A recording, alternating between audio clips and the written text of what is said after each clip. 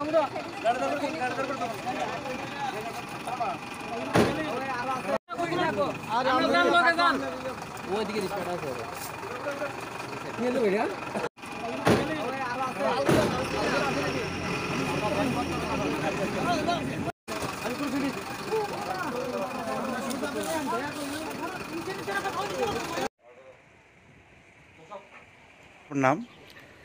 আমার নাম হচ্ছে শিবন দেবরাই।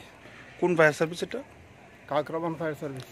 কি হয়েছিল আজ ঘটনাটা আমরা তো গিয়া দেখি উটু এবং মোটরওয়ালা রিক্সাটা যে আছে না, এদের দুইটার সঙ্গে সে লাগিয়ার পরে একজন অ্যাক্সিডেন্ট হয়েছে।